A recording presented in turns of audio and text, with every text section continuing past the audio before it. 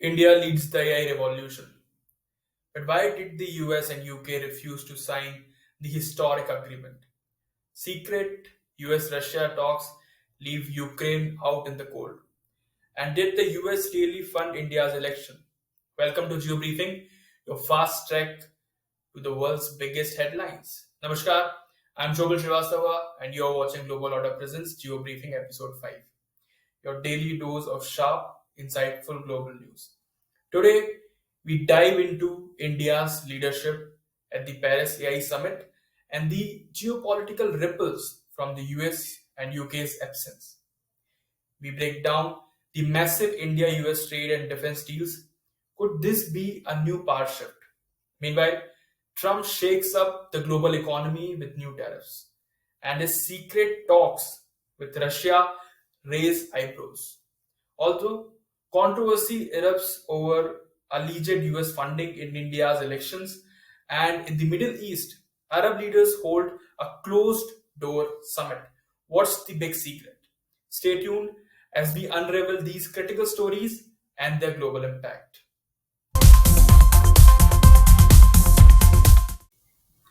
The Prime Minister of India, Shri Narendra Modi ji, co-chaired the Paris AI Action Summit 2025, a global forum addressing AI governance, ethics, and societal impact. This third summit, following the UK's Bletchley Park Summit 2023 and South Korea's Seoul Summit 2024, focused on themes like public interest AI, future of work, innovation, trust, and global AI governance. Key outcomes included a joint declaration on inclusive and sustainable AI, signed by 58 countries, excluding the US and UK due to concern over excessive regulations.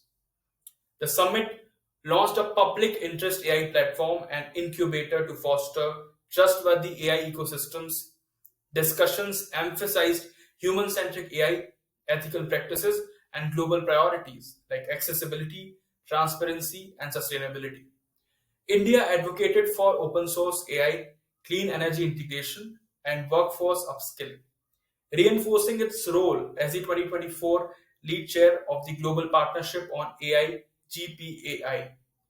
The summit aligned with global AI initiatives, including UN resolutions, UNESCO ethics recommendations, and framework by OECD, G7, and G20. Prime Minister of India Shri Narendra Modi ji concluded an official working visit to US with leaders reaffirming the strength of India-US comprehensive global strategic partnership. Key outcomes included the launch of US-India Compact to drive cooperation in defense, trade, energy, and technology. A new 10-year framework for major defense partnership was announced, alongside with Autonomous Systems Industry Alliance (ASIA) Asia to boost Indo-Pacific production. Trade goals were set with Mission 500 aiming to double bilateral trade to $500 billion by 2030, and negotiations for a bilateral trade agreement BTA by fall 2025. The US supported India's bid to join the International Energy Agency and committed to fully realizing the US India 123 Civil Nuclear Agreement. Technology collaboration was advanced through the US India Trust Initiative and Indus Innovation Bridge. Additionally, the US approved the extradition of Tahabwar Rana linked to 26/11 terror attacks and established the Indian Ocean Strategic Venture Forum for Economic Connectivity.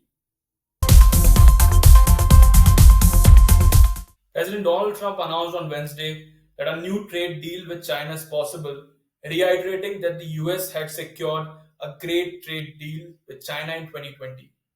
Speaking to reporters, Trump highlighted ongoing negotiations amid escalating tariff tensions. Earlier this month, he imposed a 10% tariff on all Chinese imports and threatened a 25% tariff on imported cars, pharmaceuticals, and semiconductors.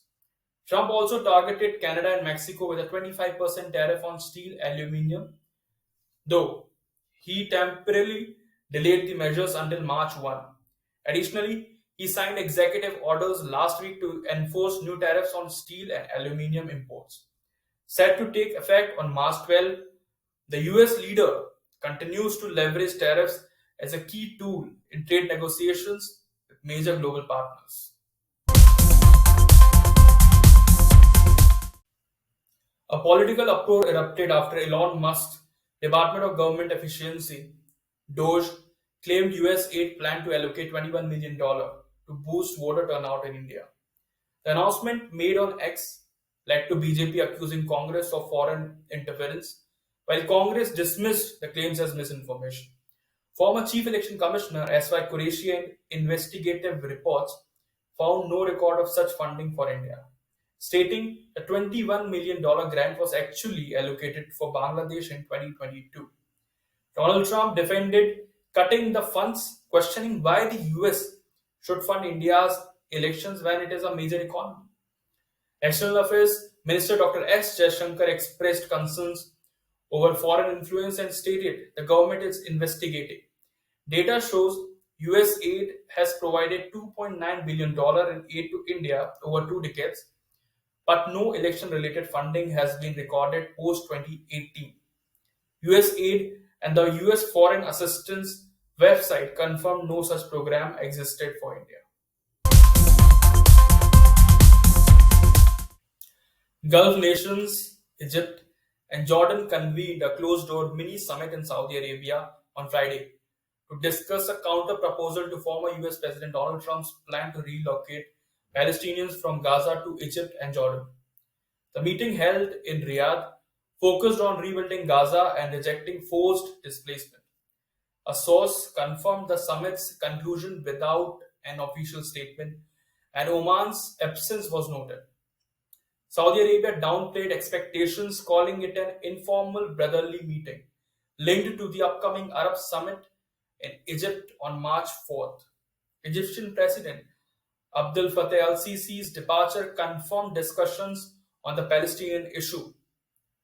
Disagreements reportedly surfaced over Gaza's governance and reconstruction funding. Despite tensions, the meeting highlighted rare Arab unity in rejecting displacement as Trump's proposal continued to influence regional dynamics.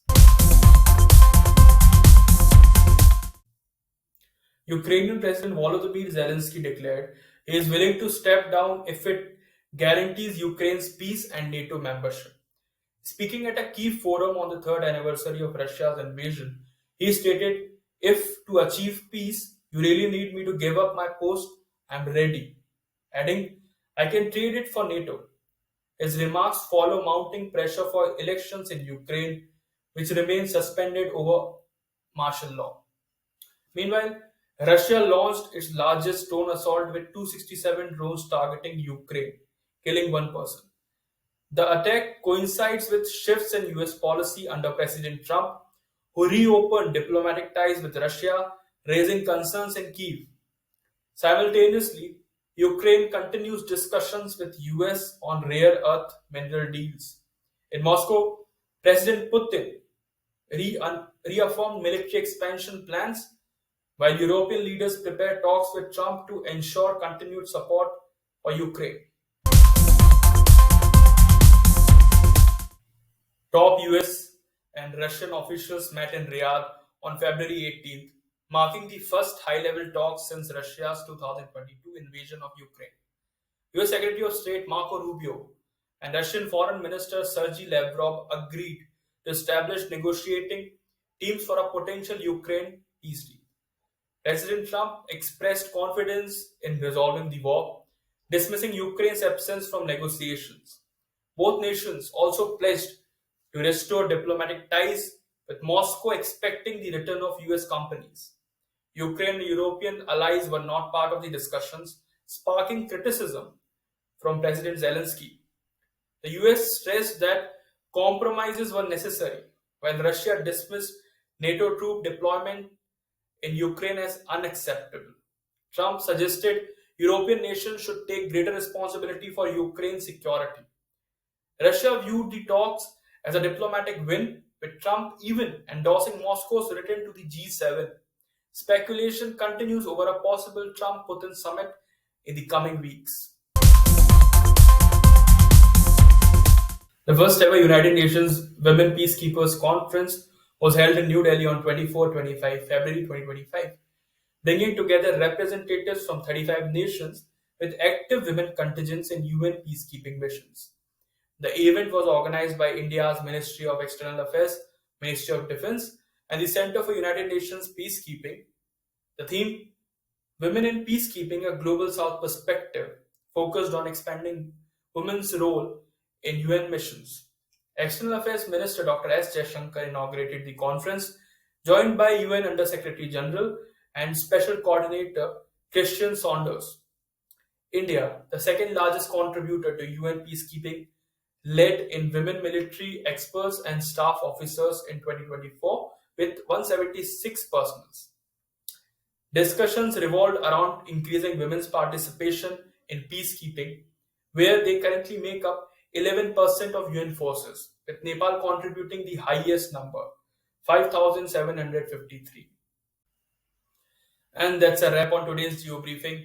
If you found this analysis insightful, make sure to hit that like button and subscribe to Global Order for your daily dose of sharp global updates. Share your thoughts in the comments. What stories stood out to you the most? And don't forget to turn on notifications so you never miss an episode.